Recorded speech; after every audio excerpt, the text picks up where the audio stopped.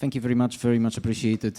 First of all, just a quick word. Thank you to the organizers for having me here in Doha, especially to the Sufan crew who got me here.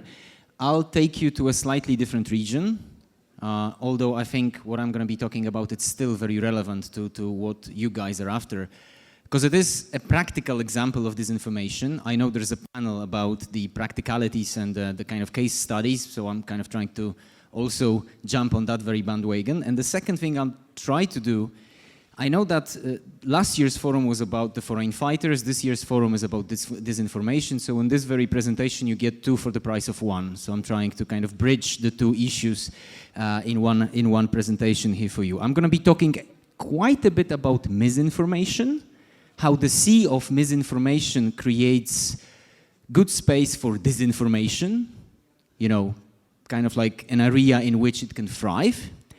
I'm gonna be then talking about two master narratives of disinformation, and that's the last difficult word that I use, I promise. So two master narratives of disinformation that actually emerge from the sea of misinformation. And funny enough, these two quite often come together and produce just one narrative. And I'll be showing you that throughout the presentation.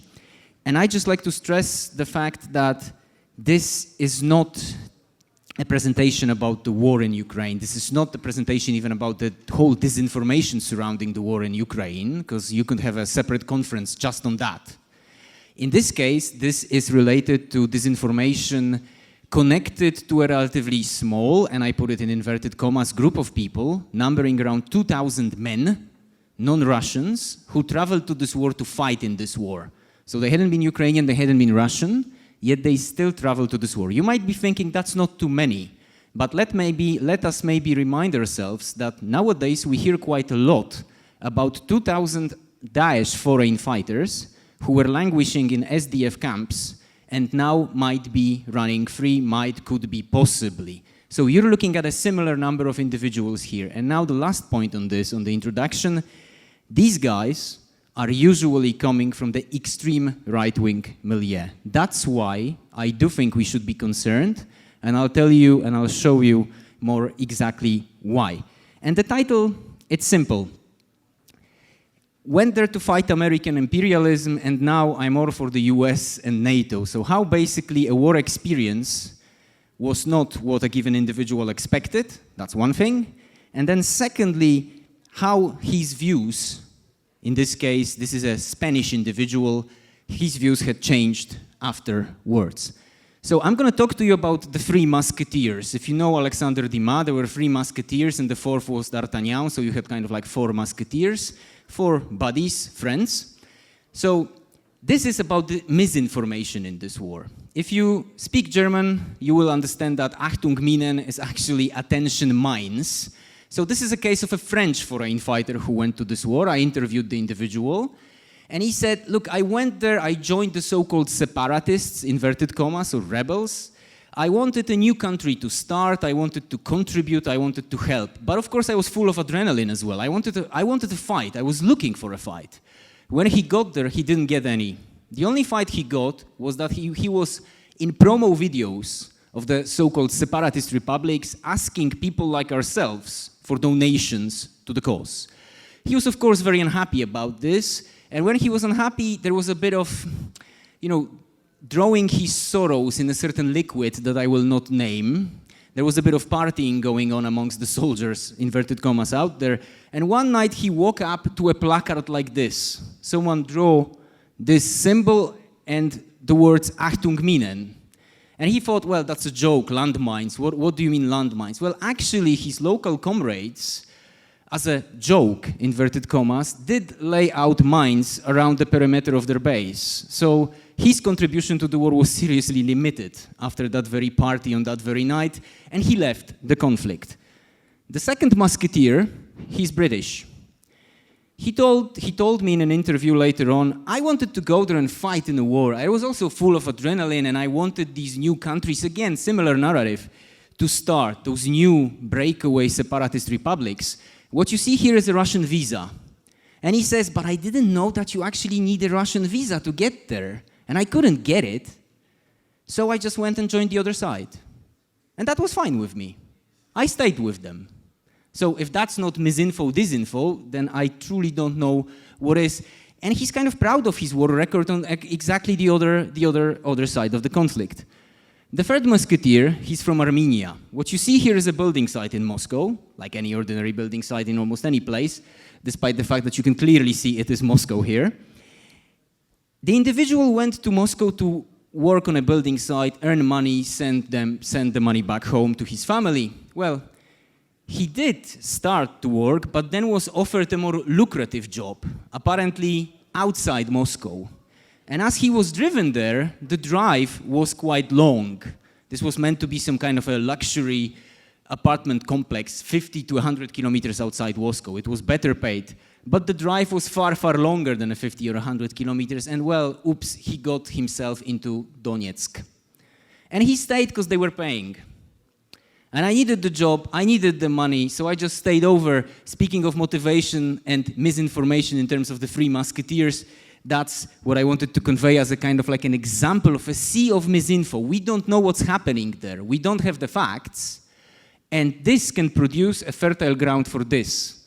So the Fourth Musketeer, he is disinformed. He's not in the photo and his real name is not Manuel. But Manuel is from Spain, far leftist. He says the war in Ukraine is basically like the Spanish Civil War. Nazis intervened into the Spanish Civil War, just like America, Zionists, EU intervened into the Ukraine war. So I'm going to stand on the side of the rebels, and I'm going to join something which is basically international brigades that the rebels are organizing, and I'm going to be fighting there for the new country. Again, this repeats itself, this narrative of a new country, of a new republic. So he goes to Donetsk, joins the rebels, all is good. Well, not really. When he comes back and I have an interview with him, he says, look, I really went there because I thought there was American imperialism there that I was fighting against, but I didn't find anything. Now, however, I want American imperialism to come to the region and sort the country out, sort the place out, because it's a mess. And he wasn't talking Ukraine, he was talking the rebel, inverted commas, republics, remind you. So that's the kind of problems that he had. But this is a repeating narrative of disinformation here. International brigades were here to stand up something romantic, something new. It used to be the legal government of Spain in the 1930s, but now it's going to be the rebel government of those two rebel republics. But what about the narrative of a section of the other side? Let's be even, in a sense. I'm still an academic, so I'll try my best to be even in this, while assessing this. A section of the Ukrainian side, and I stress a small section, some of the guys who went to fight there, some of the foreigners, they were saying, hey, this is a war in which we can make a stand against the East, a stand against barbarism, a stand against Asia, a stand against some kind of Mongol or Tatar invasion, like a new version of Genghis Khan. And he's saying, I'm going there. So some of those foreigners who joined the other side were saying, I'm going there, we're going there so that we can actually defend the white race, the white Europe, we're the last man standing, and we have to push it forward. But if you remind yourself of how the Ukrainian revolution actually looked like, there were people there who actually died under a flag of the European Union. Now, if you tell me that dying under a flag of a European Union so that Ukraine can integrate at the end of the process into the European Union equals fighting against some kind of Asia or Asiatic hordes, that's not really the case. That's not really the situation. Yet you still had individuals, foreigners, who were joining this time the Ukrainian side, thinking that they're really fighting some kind of, white man's war out there. Clearly not the case. But let's come back to the other side. As I told you, it's about international brigades. International brigades were communist, or at least leftist, far left. So you might be assuming that the guys who joined the separatist rebels, again inverted commas, they are also leftists, internationalists. Well, I don't know if you're a leftist. If you Sieg Heil a bonfire, I'm not sure that's a sign of being a leftist. Yet they did that. You see that clearly in the photo out there. And it's all international guys, it's not locals who are actually doing that. Then, in the other photo, you see a guy from that very unit with a captured Ukrainian tank. And I would draw your attention to this very one symbol here. It will be more visible in the next slide. I love this screen that it's so big, so I hope you can actually see it. It's the spinning wheel, or the so-called kolovrat. It's a pagan symbol that has been, many would say, misappropriated by the far right in Europe. So, bear with me. Far-right guys, neo-Nazis on the separatist side in the war in Ukraine. I can go back here. Here you have also far-right guys, neo-Nazis on the Ukrainian side in this very war. Using that type of an imagery, please do remember this spinning wheel, because in the next slide, you have a full combo. This is taken from the tank, Ukrainian tank, sprayed by neo-Nazis fighting on the side of the separatists. You see the same, maybe not so clearly, but believe me, it's there here in white in the background. That's a logo of the Azov battalion. That's a unit fighting on the Ukrainian side, which uses exactly the same imagery as the guys fighting on the other side. And here, I hope that's okay with everybody, this is the front page of the manifesto of Brenton Tarrant, the Christchurch killer. I can use his name, although the New Zealand Prime Minister is not using his name. And guess what? He's got the spinning wheel on the cover. Now, let's take a second to think about this. You have pro-Russian separatists in the middle. You have essentially far-right neo-Nazis fighting on the other side.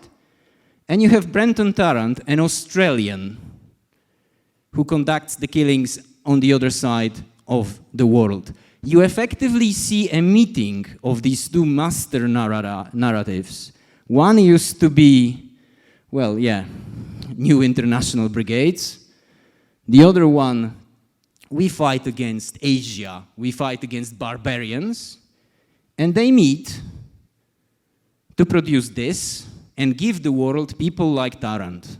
And then after him, you can see other shooters, killers, coming from that kind of a milieu, operational in the world, drawing on these ideologies, and some of them worryingly having leaks to this very war. That's why I would say, and I would conclude on that, you've got separate narratives of disinformation, which morphed into one monstrosity, which is producing something that you see out there on the right.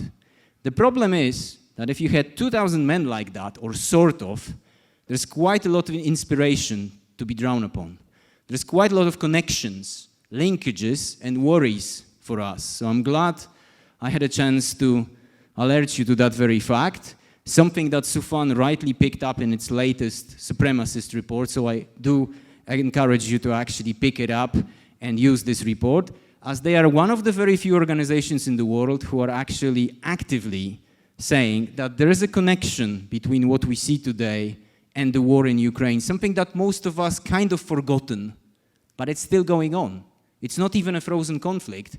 So my urge would be to urge you to remember about that and think of that when confronting this very evil in the future. And thank you very much, and I hope if anyone has questions later on, we can chat throughout the next days. Thank you again.